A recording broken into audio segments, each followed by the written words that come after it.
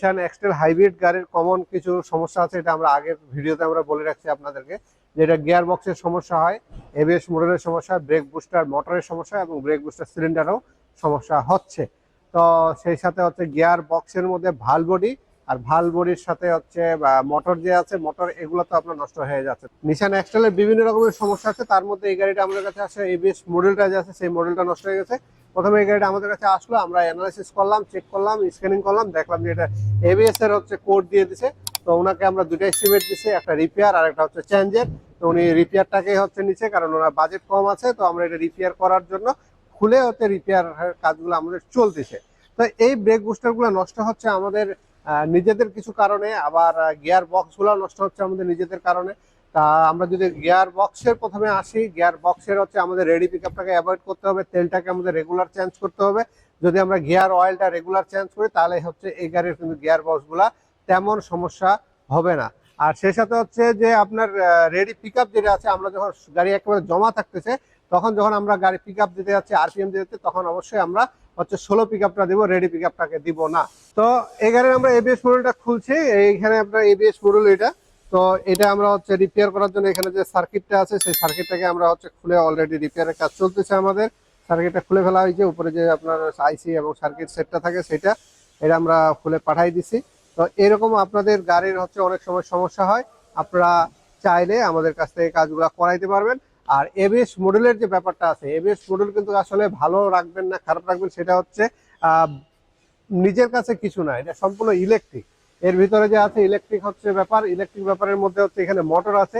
তো এখানে আপনার হচ্ছে যেহেতু ইলেকট্রিক, এটা এই ইলেকট্রিক এবিএস মডেল আসলে নিজের কাছে কিছু না। আবার নিজের কাছে আসে বলতে হচ্ছে যে আমরা যে ব্রেকিং করতেছি কিংবা আমাদের গাড়ির যে ব্যাটারি সিস্টেমটা আছে সেই ব্যাটারি সিস্টেমটা ভালো আছে কিনা, আমাদের অক্সিলারি ব্যাটারিটা ভালো মতন আমাদের চার্জ দিচ্ছে কিনা, এটার উপর ডিপেন্ড করে। আমাদের যে ব্রেকিং সিস্টেমটা সেটা ঠিক আছে কিনা, এটার সাথে এবিএস মডেলের সম্পর্ক আছে। গিয়ার বক্সের হচ্ছে প্রেসারের সাথে হচ্ছে এবিএস মডেলের সমস্যা সম্পর্ক আছে। সেই সাথে হচ্ছে যে আমাদের চার চাকায় যে এবিএস এর সেন্সর আছে সেই সেন্সরগুলোর সাথে এবিএস মডেলের হচ্ছে সম্পর্ক আছে। তা আমাদের গাড়িতে বিভিন্ন সময় বিভিন্ন রকমের সমস্যা দেয়। তো সেই সমস্যাগুলোকে নিয়ে আমরা গাড়ি যখন চালাই তখন আমাদের এইগুলা সব ইলেকট্রিক সমস্যাগুলো যায় পরে হচ্ছে একটা না একটা ইলেকট্রিক সাপোর্টের মধ্যে এটা প্রেসার ক্রিয়েট করতে থাকে।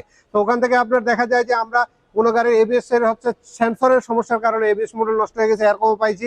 আবার ব্রেক বুস্টার পাম্প মোটরটা নষ্ট হয়ে গেছে, আপনারা ওইভাবেই চালাচ্ছেন, বারবার বেশি প্রেসার দিয়ে চালাচ্ছেন, এই সিগন্যালটা সঠিকভাবে পাচ্ছে না। তারপর কিছুদিন পরে দেখা যাচ্ছে যে এই এবিএস মডেলগুলো নষ্ট হয়ে যাচ্ছে। তো আপনারা চেষ্টা করবেন যখন যেটা সমস্যা পাবেন, যে মুহূর্তে যে সমস্যাটা পাবেন সেটা সমাধান করে নেওয়ার চেষ্টা করবেন। তাহলে হয়তো বা পরবর্তীতে আপনাদের যে অন্যান্য যে আদার্স যে আপনার ফিচারগুলো আছে কিংবা আদার্স যে পার্টসগুলো আছে সেগুলোর উপর কোনো রকমের ইফেক্ট পড়বে না। আর আপনারা অবশ্যই হাইব্রিড গাড়ি নিউট্রালে রাখার চেষ্টা করবেন না, কারণ নিউট্রালে হাইব্রিড গাড়ি কোনোভাবেই রাখা যাবে না। নিউট্রালে যদি হাইব্রিড গাড়ি রাখেন সেটা কিন্তু আপনার গাড়ির জন্য বিশাল একটা ক্ষতির কারণ হয়ে দাঁড়াবে। কারণ নিউট্রালে থাকা অবস্থায় গাড়ি ইঞ্জিন স্টার্ট হয় না, ইঞ্জিন স্টার্ট না হলে আপনার ব্যাটারি চার্জ হবে, ব্যাটারি চার্জ না হলে গাড়ি যে কোনো জায়গায় বন্ধ হয়ে যাইতে পারে। হাইব্রিড গাড়ির জন্য নিউট্রালটা হলে একেবারে হারাম। তো আপনারা এই বিষয়গুলোকে মাথায় রেখে গাড়িগুলোকে চালাবেন, রেডি পিকআপটাকে সম্পূর্ণ অ্যাভয়েড করবেন, গিয়ার অয়েলটা টাইম টু টাইম চেঞ্জ করবেন। ব্রেকিং এর যদি কোনো ইস্যু হয় সেটার সাথে সাথে একটা ভালো ওয়ার্কশপে দেখায় আপনার কোনো সমস্যা আছে কিনা গাড়ির, সেটা আপনারা অবশ্যই চেক করে নিয়ে গাড়ির কাজগুলো। সবাই ভালো থাকবেন, আমাদের জন্য দোয়া করবেন, ধন্যবাদ।